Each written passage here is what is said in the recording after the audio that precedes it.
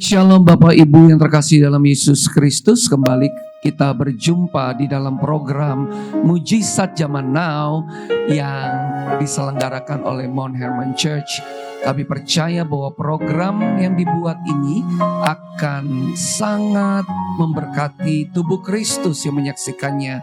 Dan setiap hal yang dibicarakan di tempat ini akan benar-benar memperlengkapi dan membawa mujizat di dalam kehidupan Bapak Ibu semua. Sebelum kita masuk kepada pembicaraan kita di dalam program Mujizat Zaman Now ini, mari sebelumnya kita berdoa dan kita ingin menyembah Tuhan. Mari kita berdoa. Bapa, terima kasih untuk kesempatan kembali kami dapat bersama-sama di dalam program Mujizat Zaman Now yang diselenggarakan oleh Mount Hermon Church. Terima kasih, kami berdoa agar program ini Tuhan dapat menjadi berkat bagi setiap mereka yang menyaksikannya. Dan kami percaya bahwa mujizat benar-benar dialami bagi setiap mereka yang bersama-sama memuji, menyembah, dan beribadah bersama-sama di dalam program Mujizat Zaman Now ini. Terpujilah Engkau ya Bapa, kami serahkan sesi program Mujizat Zaman Now pada saat ini ke dalam tangan-Mu, hanya di dalam nama Tuhan Yesus Kristus. Haleluya.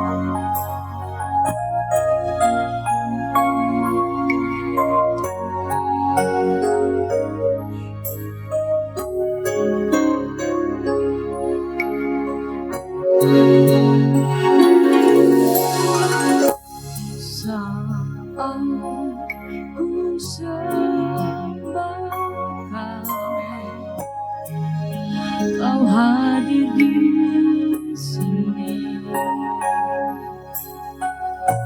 saat ku berseru. Kau pulihkan hati ini, sebab itu ku nyanyi haleluya. Terpujilah Tuhan.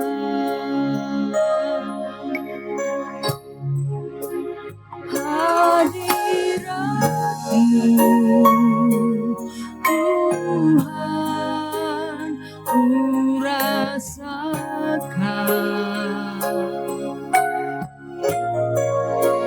Hadirat-Mu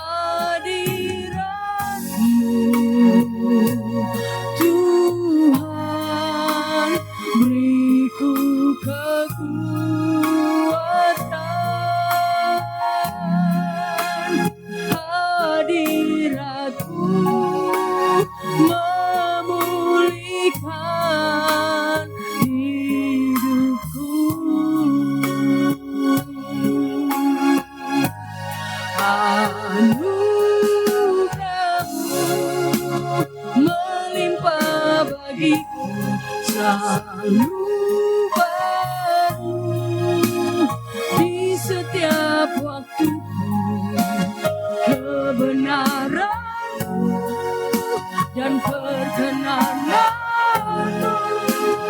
mengikutiku.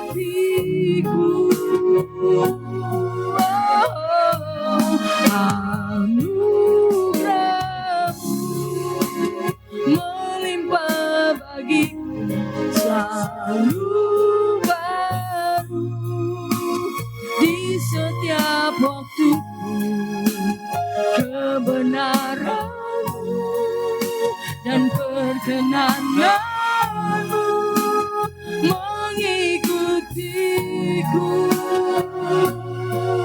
sepanjang hidupku. Anugerah-Mu melimpah bagiku, selalu baru di setiap waktuku. Kebenaran-Mu dan perkenanan-Mu mengikutiku. Anugerah-Mu melimpah bagiku, selalu baru di setiap waktuku. Kebenaran-Mu dan perkenanan-Mu mengikutiku sepanjang hidupku. Kebenaran-Mu dan perkenanan-Mu mengikutiku sepanjang hidupku. Kebenaran-Mu dan perkenanan-Mu mengikutiku sepanjang hidupku.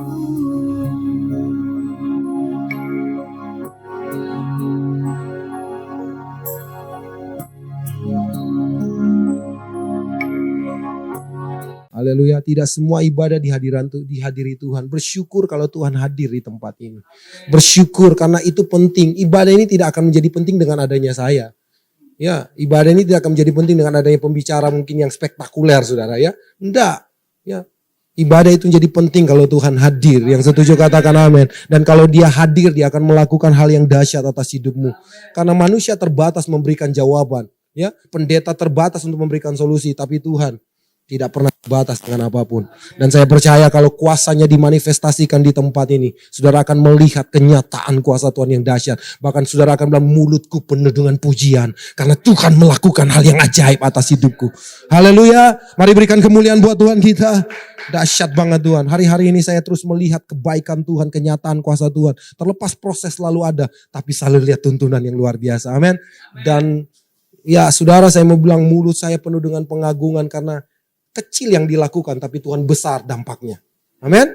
Karena Tuhan bekerja. Jadi artinya tidak ada yang bisa dibanggakan. Tidak ada yang bisa disombongkan. Bahwa semuanya ternyata Tuhan yang lakukan. Saya cuma memberi hati, bergerak aja. Dan Tuhan melakukan jauh lebih dari apa yang dipikirkan. Bahkan lebih dari apa yang kami doakan.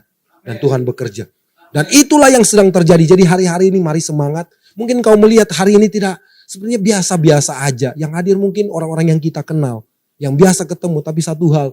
Saudara, kalau lihat dengan pandangan rohanimu, ada rombakan terjadi di alam roh sana. Setiap kali orang beribadah, ada atmosfer yang berbeda yang akan terjadi dalam hidupnya. Mungkin dia datang dengan berbagai macam pergumulan. Mungkin dia datang dengan berbagai macam tekanan dalam hidup. Tapi ketika dia masuk dalam hadirat, atmosfer dalam dirinya berubah. Amen. Mungkin itu atmosfer tekanan, tapi berubah menjadi damai sejahtera. Amen. Yang setuju katakan amin. Ya, intinya adalah kita bisa melihat rancangan Tuhan yang begitu luar biasa. Amin.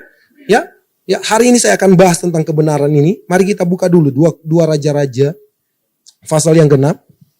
Dua Raja, saya minta saya tidak siapin PowerPoint-nya, tapi saya ingin kita baca karena ini satu konteks supaya saudara bisa pahami dan saudara bisa ambil poinnya, ya. Saudara bisa ambil apa yang menjadi pesan Tuhan buat diri saya secara spesifik. Amin. Bahkan saudara yang menyaksikan rekaman ini, mari simak baik-baik. Saudara boleh buka Alkitab saudara boleh ke Alkitab. Kan saudara yang ada di sini boleh menyaksikan kalau nggak bawa handphone, ya. Karena itu saya selalu bilang ke jemaat Tuhan, pastikan kalau engkau punya handphone, pastikan dalam HP-mu ada aplikasi Alkitab. Amin. Di sini punya handphone semua?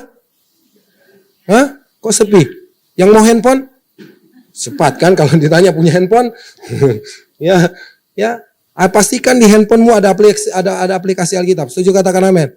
Ya sekarang kan praktis. Kalau dulu kan kita harus bawa manual book kan. kemana-mana. Sekarang digitalisasi udah luar biasa. Ya kemarin ya saudara kita Ibu Adelia kemarin paparkan tentang digitalisasi. Wah kita harus melek dengan digital saudara ya. Karena ini zamannya. Tapi pakailah itu untuk memuliakan Tuhan. Yang setuju katakan amin. Amin. Ya oke, lanjut tidak berlambatan. 2 Raja-Raja pasal 6. Kita baca ayat yang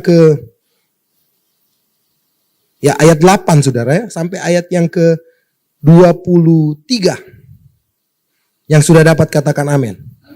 Ya, 2 Raja-Raja 6 ayat 8 sampai 23. Tindakan Elisa dalam peperangan melawan Aram. Mari kita baca bersama-sama dengan suara supaya saudara enggak terbawa dalam hadirat yang lain. Maksudnya saudara ngantuk saudara. Oke, apalagi baru makan ya kan. Karbo udah masuk, aduh biasanya larinya ke mata, nggak lari kemana-mana itu saudara. Ya, oke, mari kita baca 2, 3. Raja negeri Aram sedang berperang melawan Israel. Ia berunding dengan pegawai-pegawainya lalu katanya ke tempat ini dan itu haruslah kamu turun menghadang. Tetapi abdi Allah menyuruh orang kepada Raja Israel mengatakan, awas jangan lewat dari tempat itu sebab orang Aram sudah turun menghadang ke sana. Sebab itu Raja Israel menyuruh orang-orang ke tempat yang disebutkan abdi Allah kepadanya. Demikianlah Elisa memperingatkan kepadanya supaya berawas-awas di sana. Bukan sekali 2 kali saja. Ayat 11.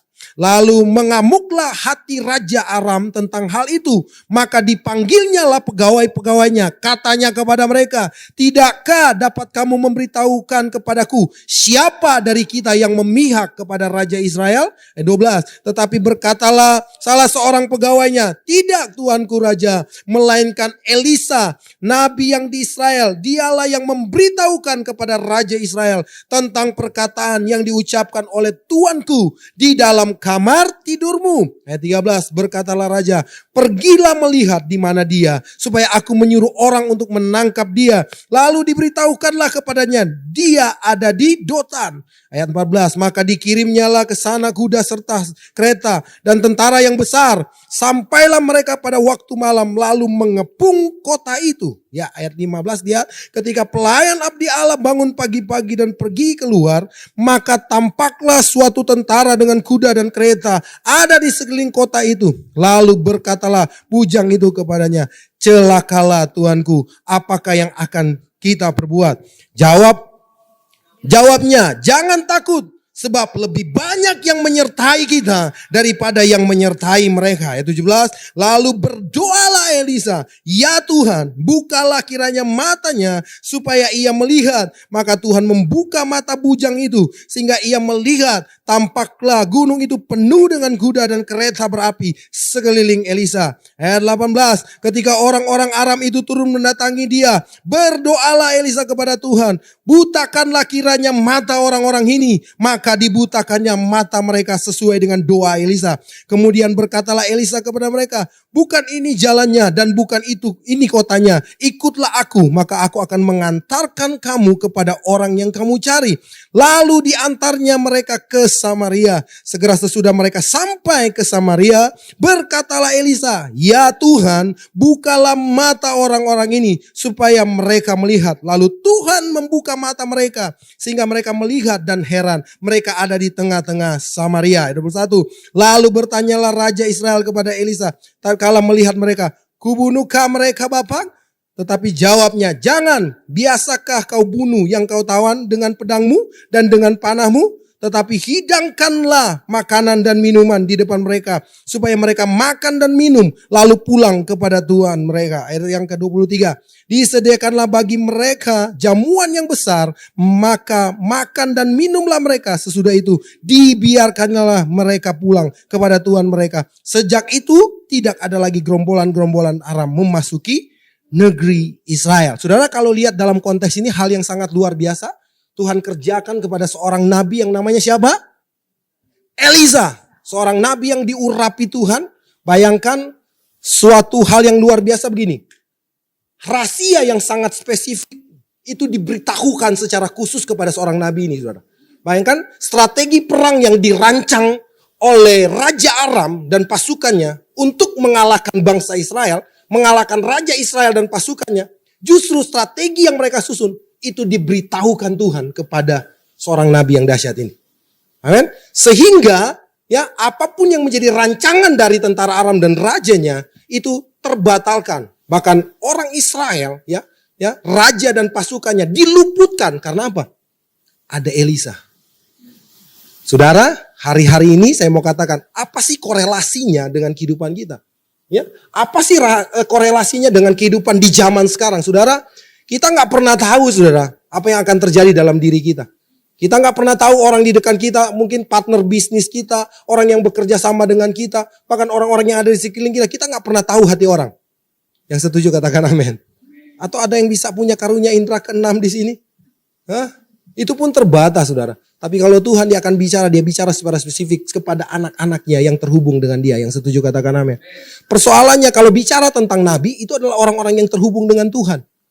Ya, nabi yang berbicara akurat, nabi yang berbicara secara spesifik dan tepat, itulah nabi yang terhubung dengan Tuhan. Karena ada nabi yang tidak bicara secara akurat. Itu perjanjian lama mencatat. Ada nabi-nabi yang bernubuat palsu. Betul apa betul? Ya, ketika mereka nggak terhubung dengan Tuhan, maka yang dibuat adalah kubuat, bukan nubuat. Ya, ngeri. Ya, zaman sekarang ya korelasi banyak begitu. Ya, kekristenan selalu identik dengan keterhubungan. Karena itu nabi yang terhubung, ini Nabi Elisa ini sangat terhubung dengan Tuhan. Sampai sekalipun ancaman yang datang, bayangkan saudara, untuk menangkap nabi, seorang nabi aja dan bujangnya, bayangkan harus dikirim pasukan yang besar. Alkitab mencatat pasukan yang besar. Kalau dibilang dengan kereta berkuda, itu pasukan khusus kalau dibilang sekarang. Ya, kalau dibilang disertai dengan pasukan berkuda, dengan keretanya, itu pasukan khusus. Saudara tahu waktu yang Raja Mesir Firaun mengejar bangsa Israel itu ketika mereka udah keluar, dia pakai kereta berkuda, itu pasukan terlatih, itu pasukan khusus. Artinya sebuah kekuatan yang besar. Kalau saya mau bilang, mungkin itu kekuatan yang sedang datang mengintimidasi gereja hari-hari ini.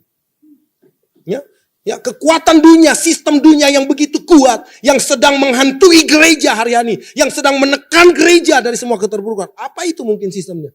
Bicara tentang sakit penyakit, tekanan ekonomi, hubungan yang rusak. Saudara sebut itu semua. Ya, gambaran itu yang terjadi dan apa yang terjadi? Ekspresi yang terjadi mungkin reaksi gereja hari-hari ini sama seperti bujangnya, bukan kepada Elisa. Justru ekspresi yang terjadi bagi gereja Tuhan hari-hari ini kecenderungan lebih kepada bujang. Ketika melihat tekanan, celaka. Kita lebih membuat perkataan-perkataan yang sia-sia. Bahkan mulai menyalahkan diri kita. Celaka kita. Habislah kita. Orang bilang, waduh habis orang. Orang Manado bilang. Ya, so kelar orang ini. Ya, habislah kita. Kebanyakan orang kalau dalam tekanan kan begitu kan, mati aku. Ya, ini sering kali kita latah mengatakan karena akibatnya karena kita nggak kuat lagi. Yang kita lihat adalah kemustahilan yang tidak mungkin kita tembus. Betul nggak? Ekspresi sama, ya realita kok. Bujang ini melihat yang real.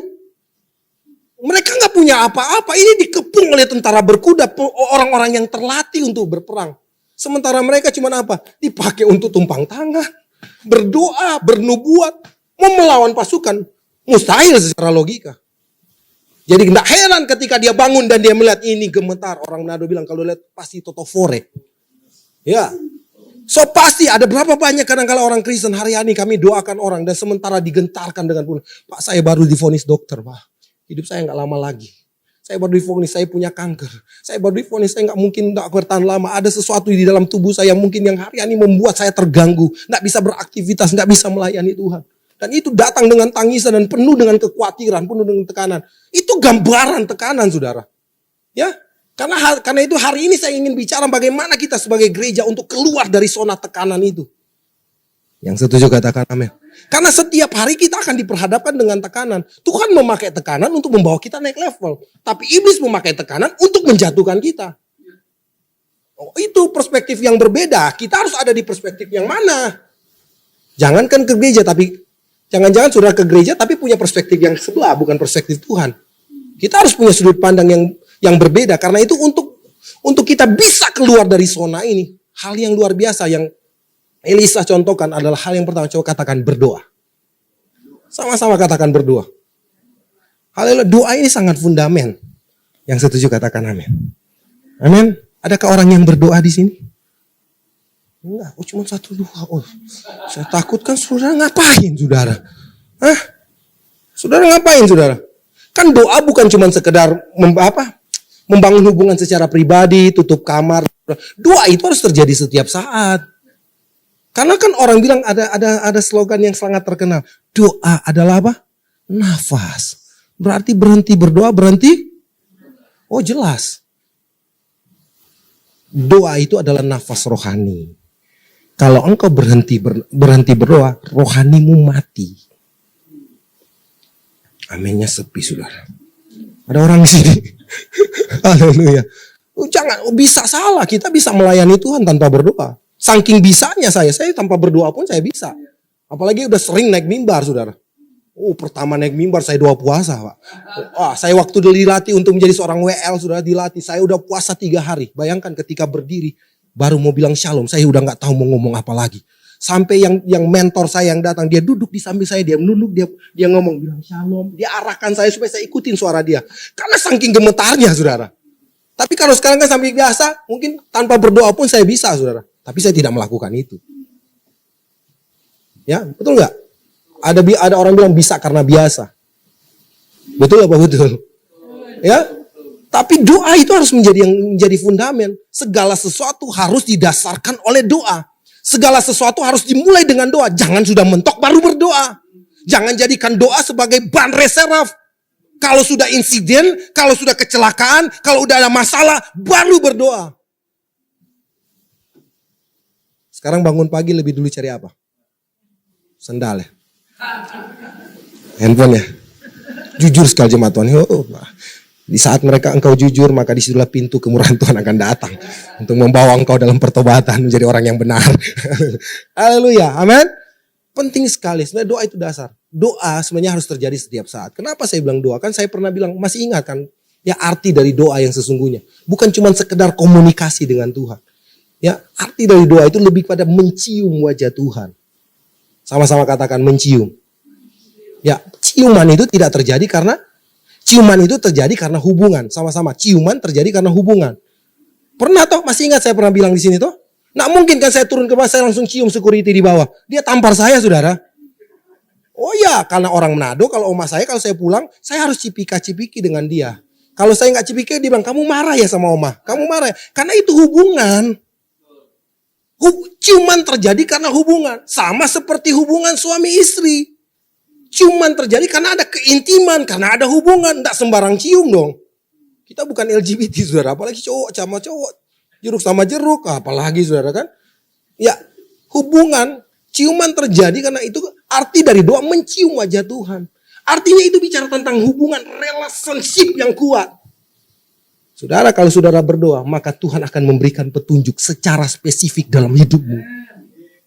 Engkau sedang mau ambil keputusan dengan usahamu, Tuhan beri tuntunan kalau engkau berdoa.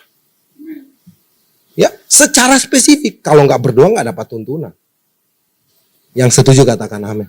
Sederhana kok itu firman Tuhan. Tapi Elisa itu melakukannya. Bujang tidak berdoa ketika dia lihat ketakutan itu. Ketika dia masalah, ketika dia lihat ancaman, dia tidak berdoa. Elisa, dia melakukan hal yang lain. Saudara, penting sekali berdoa. Setuju katakan amin. Ya, ancaman terbesar bagi orang percaya adalah ketika dia tidak berdoa. Ancaman terbesar bukan karena engkau divonis dokter umurmu 3 bulan lagi, no. Ancaman terbesar bukan engkau lagi gagal usahamu atau lagi masalah yang lain-lain. Ancaman terbesar adalah ketika engkau tidak berdoa. Karena sekalipun masalahmu besar, tapi ketika engkau berdoa, engkau akan melihat jawaban Tuhan. Engkau akan melihat jalan keluar. Engkau akan melihat tuntunan Tuhan. Mendengar arahan Tuhan secara spesifik. Ini spesifik loh. Bayangkan yang terjadi. Rahasia di kamar Raja Aram diberitahukan secara spesifik kepada Elisa. Sampai dia bilang, siapa yang jadi mata-mata di kita? Enggak. Ternyata orang tahu ada nabi Tuhan. Yang luar biasa. Artinya masalahmu secara spesifik Tuhan akan beri tuntunan. Dia akan bicara secara spesifik di hatimu. Ya, bahkan mungkin kalau engkau diberikan dunia, dia akan bicara secara audible kepadamu. Itu Tuhan. Yang setuju katakan amin. Asal engkau berdoa. Melayani pun Tuhan akan beri tuntunan. Saya lagi mengerjakan fisik, mana saya saksikan. Kami melakukan pelayanan di Kerawang luar biasa. Pergerakan Tuhan. Bahkan hal yang kecil saya masih bolak-balik di Jakarta. Jakarta Kerawang luar biasa. Tahun ini sampai ruko udah penuh. Kami siap-siap mau move ke ruko yang berikutnya. Karena Udah mau 100 orang, ruko udah nggak, kapasitas udah nggak muat lagi sudah. Ya, artinya pergerakan yang harus dilakukan, kami cuma melakukan kecil, tapi Tuhan bergerak dahsyat sekali. Haleluya. Amin. Saya melihat dampaknya. Artinya begini, ketika kita berdoa, tulang nafas pelayanan ini cuma berdoa. 2 tahun kami berdoa cuma mau tanya apa? Tanya visi Tuhan. Saya tanya, Tuhan mau bangun gereja atau apa itu? No, kamu gak bangun gereja. Karena banyak orang ke gereja yang gak jadi gereja. Jadikan mereka gereja yang sesungguhnya. Haleluya. Amin. Amin. Ya, itulah yang Tuhan sedang lakukan. Tapi berdoa minta tuntunan. Memulai gampang, dengan pengalaman kita bisa tadi kan. Tapi saya gak mau pakai sebagai pengalaman kebiasaan sebagai tuntunan. Karena itu kesombongan di hadapan Tuhan. Sekalipun bisa tanya Tuhan. Yang setuju katakan amin. Belajar dari hal itu. Amin. Saudara mau berdoa? Saudara mau berdoa lebih lagi? Dimanapun. Sederhana. Orang tetangga kita, mereka ayah naik motor, naik mobil. Selalu bilang apa? Nah, itu. Masa kita ngomong dalam nama Yesus saja? Sederhana. Dalam nama Yesus, nama di atas segala nama. Nama yang menundukkan segala hal. Nama yang menyelamatkan hidupmu. Yang menyelamatkan, yang mempersiapkan surga atas hidupmu. Juga yang menyelamatkan engkau. Baik ketika engkau ada di rumah, dalam rumah tanggamu, dalam pekerjaanmu. Dia penyelamat. Sebut aja dalam nama Yesus. Yang setuju katakan amin. Namanya berkuasa. Haleluya. Kadang-kala kita malu sebut nama itu loh. Orang Kristen, janganlah nanti sok katanya nanti terlalu apa dibilang bumi datar lah. Ngapain kok sibuk dengan perkataan orang kita dengar. Kita nggak minta makan sama mereka, saudara. Kita diberi makan oleh yang nama itu, saudara. Nama yang memberi, yang menyediakan segala sesuatu. Ngapain kita malu? Haleluya. Sampaikan. Berani, nggak usah takut. Yang membuat kita takut karena kita nggak terhubung dengan Tuhan. Elisa responnya berbeda. Karena dia terhubung dengan Tuhan. Pas dia lihat, dia juga lihat dengan mata jasmaninya. Bahwa mereka sedang dikepung. Dia bilang nih, jangan takut. Dia bilang apa ke bujangnya? Jangan takut. Mungkin bujangnya lagi Toto Forest, seperti orang ada bilang lagi gemetarnya saudara. Dia bilang jangan takut. Yang menyertai kita lebih banyak. Wow, saya mau bilang hari ini engkau yang lagi dalam tekanan. Tuhan ada bersamamu. Yang setuju katakan amin. Dan Tuhan tidak pernah tertandingi dengan apapun. Orang bilang kamu gak bisa. Kamu mungkin udah habis hari ini. No. Tapi kalau ada Tuhan bersama hidupmu. Engkau lihat. Engkau akan melakukan perkara yang besar dan luar biasa. 1000 tangan menarik engkau jatuh. Ada 1 tangan yang mengangkat engkau. Yang setuju katakan amin. Amin. Amin. Persoalannya di sini sudah. Untuk engkau bisa keluar dari tekanan. Engkau harus mampu melihat. Yang pertama berdoa. Kedua harus mampu melihat. Sama-sama katakan mampu melihat. Ya, mampu melihat begini, mampu melihat rencana Tuhan. Yes. Rencana Tuhan ada di setiap langkah hidupmu. Rencana Tuhan ada di setiap proses yang engkau alami. Rencana Tuhan ada di setiap badai yang datang dalam hidupmu. Rencana Tuhan ada di dalam segala musim yang terjadi atas hidupmu. Persoalannya mampu lihat atau tidak. Kalau engkau tidak mampu lihat dalam musim-musim, kalau mungkin dalam musim-musim yang baik, engkau mampu lihat Tuhan baik. Ya. How great is our God. Wah, keren banget kita, ya kan? Karena Tuhan baik, mampu banget, jelas banget kita lihat kebaikan Tuhan. Tapi di saat-saat musim yang sulit, mampu enggak engkau lihat Tuhan itu tetap baik? Haleluya. Enggak mudah. Berdoa. Setuju katakan amin. Nah mudah berdoa supaya engkau bisa melihat rencana Tuhan. Mungkin orang bilang engkau lagi dalam karena ada banyak orang dalam pergumulan saudara. Ya, dalam pergumulan tapi mereka tetap masih exciting sampai hari ini. Ya. Ngeri. Kayak kami hamba-hamba Tuhan bukan berarti nggak ada pergumulan. Saya bisa tertawa, saya bisa semangat di sini bukan berarti nggak ada pergumulan. Kadang-kala kami pun pulang harus menangis sampai anak saya tanya, kamu mau kuliah apa? Dia langsung bilang, yang penting jangan teologi apa. Saking dia lihat beratnya jadi hamba Tuhan kan. Artinya karena dia gak mampu melihat. Dia gak mau betapa sukacitanya bapaknya ini walaupun nangis-nangis. Kadang dia bilang bapaknya nangis-nangis bukan bukan masalah bapak tapi masalah orang lain. Bapaknya hanya nangis-nangis buat orang lain bukan masalah dia sendiri. Ngapain jadi hamba Tuhan? Mungkin berpikir seperti itu. Justru saya ketawa aja. Justru kamu yang menolak begini ya. Justru itu yang Tuhan kejar nantinya. Karena itu pengalaman saudara ya. Haleluya. Saya cuma tersenyum aja. Kan ngomong begitu wajar. Karena dalam ketidakmengertiannya dia. Tapi dia nggak tahu betapa bahagianya bapaknya melayani Tuhan. Haleluya. Amin. Mampu lihat, sekalipun ada pergumulan, sekalipun ada badai, sekalipun ada persoalan, lihat rencana Tuhan. Itu yang dia bilang, kita akan dimampukan mengucap syukur dalam segala hal. Karena kita tahu apapun musimnya, Tuhan tetap baik. Karena kita melihat. Amin. Bukan soal masalahnya, bukan soal pergumulannya, tapi yang menyertai kita siapa? Haleluya. Percuma diberkati tapi tidak disertai. Hartamu akan membunuhmu, berkatmu membunuh, promosi itu akan membunuhmu. Percuma diberkati kalau engkau tidak disertai Tuhan. Perkataan Elisa dibilang yang menyertai kita lebih banyak, itu cukup saudara. Sebab yang menyertai kita adalah raja di atas segala raja. Kita punya pas pampres surga saudara ya. Pasukan pengamanan, bukan presiden ya, raja di atas segala raja. Haleluya, amin. Amin, Tuhan menyertai. Janjinya, aku menyertaimu sampai akhir zaman. Udah akhir zaman belum? Belum toh?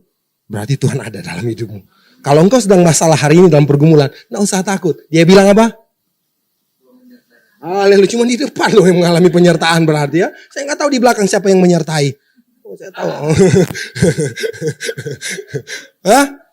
Udah katanya di belakang membenarkan diri Pak. Saya udah ngomong dalam hati, enggak apa-apa. Biasa itu orang Kristen begitu. Suka membenarkan diri saudara ya. Padahal memang gak ngaku saudara. Saya bermaksud untuk menyindir. Supaya saudara tersinggung dan bertobat. Haleluya. Karena kebanyakan orang Kristen seperti itu. Udah salah gak mau ngaku, membenarkan diri. Bungkus pakai firman lagi. Tapi dasarnya gak mau bertobat. Oh ngeri kali. Di sini sih gak ada. Tapi di mana-mana hanya. Haleluya, haleluya. Tidak ada di sini toh? Puji Tuhan, puji Tuhan. Luar biasa maju terus dalam Tuhan. Karena itu mampu lihat rancangan Tuhan. Mau melihat rancangan Tuhan yang luar biasa? Mau melihat? Saudara, kalau saudara mampu lihat, saudara akan digentarkan oleh apapun. Amin? Ya, jangan jadi gereja yang hanya mampu melihat masalah. Tapi tidak mampu melihat kehendak Tuhan. Ke gereja, tapi tidak mampu melihat. Selalu datang. Pastor, tidak salah sih engkau didoakan oleh hamba Tuhan. Tidak salah, engkau ditumpangkan, didoakan oleh pendeta, harus begitu. Tapi kalau sudah ini, Pastor, saya masalah, saya begini, kenapa saya enggak? Karena enggak mampu lihat. Ada banyak orang yang kami layani, saya melihat, menginspirasi saya sebagai hamba Tuhan. Datang, dia lagi penyakit, Pak, saya udah 10 kali, saya udah 20, saya udah 40 kali kemo, tapi Tuhan tetap dahsyat, Pak. Keren tuh itu. Keren gak itu? Keren. Saya cuma mau bilang apa? Tetap semangat. Nggak perlu saya harus klaim saya mau tarik ayat dari Kejadian Wahyu, kutip ayat dan berdoa. Nggak perlu. Orangnya punya iman yang luar biasa. Karena dia mampu lihat. Sekalipun dia lagi di kemo puluhan kali. Dia bilang, Pak, Tuhan tetap baik buat saya. Tuhan masih hadirkan dokter yang baik buat saya. Saya masih bisa terlayani dengan baik. Masih mengucap syukur. Karena dia mampu lihat rancangan Tuhan. Artinya tidak akan dilumpuhkan, tidak bisa diintimidasi dengan musim apapun. Itulah keterhubungan dengan Tuhan. Adakah di sini saudara yang mau tetap terhubung dengan Tuhan? Alami. Jadi saudara akan digentarkan. Dunia kan semakin sulit. Nggak usah takut dengan isu itu. Karena yang menyertaimu lebih banyak. Yang menyertaimu lebih banyak. Saudara, apa yang saudara miliki hari ini satu kali kelak itu akan ada dalam penguasaan tunggal, yaitu antikris. Saudara nggak bisa buat apa-apa lagi. Ketika sistem itu dikuasai oleh dia, nggak bisa. Sekarang aja sudah lihat aset-aset kita aja udah saudara kan. Sekarang apa? Sertifikatnya aja udah apa ya? Elektronik ya saudara. Artinya sistemnya sudah ada di sana saudara. Nanti satu kali udah dalam genggamannya dia. Kita mau buat apa lagi?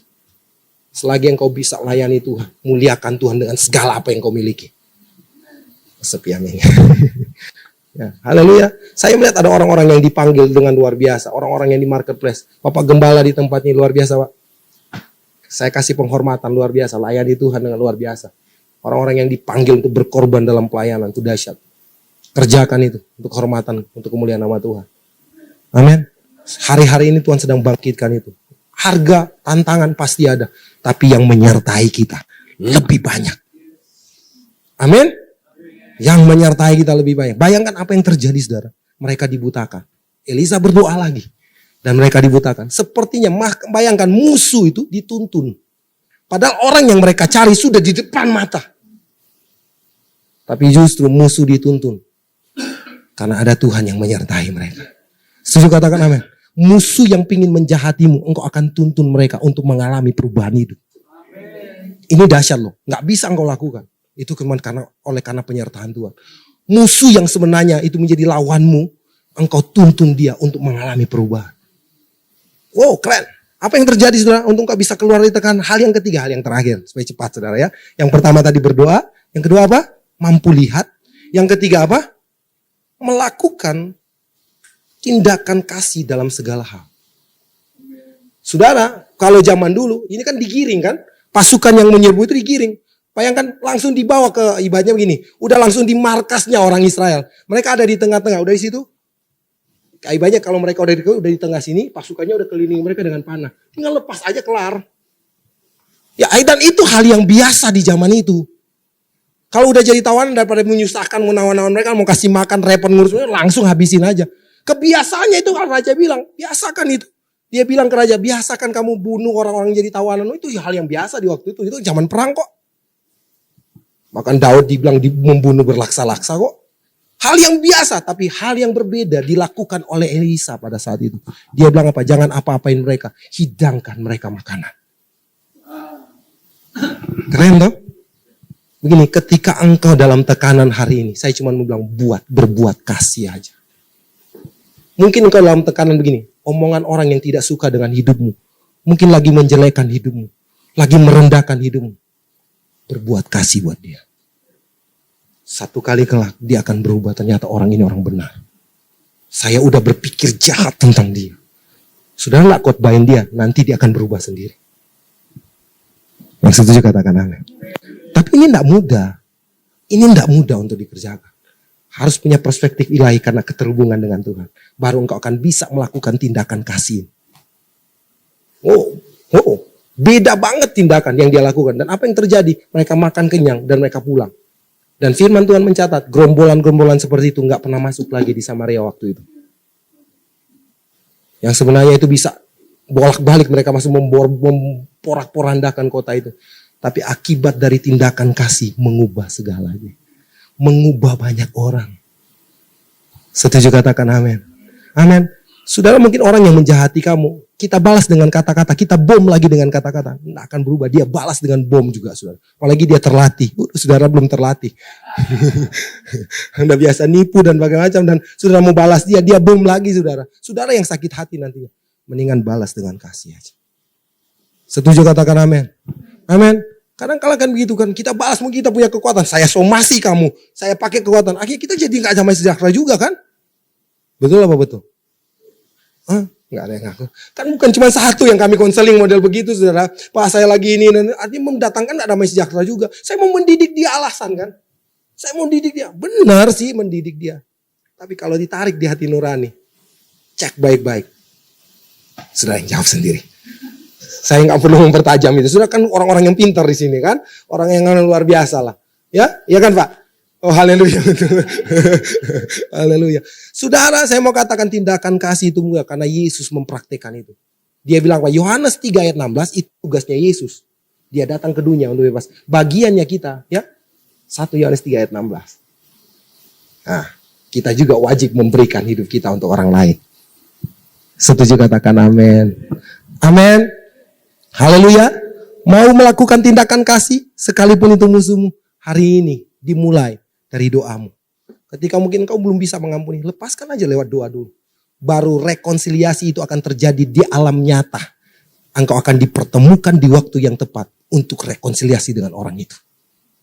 Tapi engkau harus mulai dari tindakan kasih, mulai dari dirimu. Hari ini Tuhan, sakit sih Tuhan. Apa yang dia buat ke saya. Tapi di tempat ini aku mau tunduk, aku mau lepaskan pengampunan.